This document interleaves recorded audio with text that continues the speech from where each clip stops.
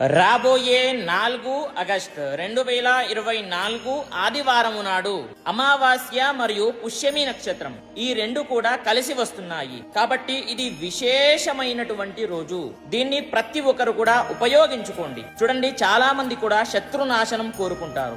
శత్రువులతో బాధపడుతున్న వాళ్ళు ఉంటారు, అప్పుల పాలవుతారు చాలా మంది కూడా. ఇంకొకటి నరదృష్టి, ఇంకొకటి ఎవరో ఏదో నా మీద చేస్తున్నారు అనేటటువంటి ఆలోచనలో పడతారు. ఇలాంటి బాధలు మీకు ఉన్నట్లయితే మీరు దీన్ని ప్రతి ఒక్కరు కూడా ఈ రోజును ప్రతి ఒక్కరు కూడా ఉపయోగించుకోండి. ఎలా అని అంటే, ఆ రోజున అమ్మవారి దేవాలయానికి వెళ్ళండి. అక్కడ కూర్చొని లలితా సహస్రనామాలు పూర్తిగా చదవండి లేదా వినండి అనేది గుర్తుపెట్టుకోండి.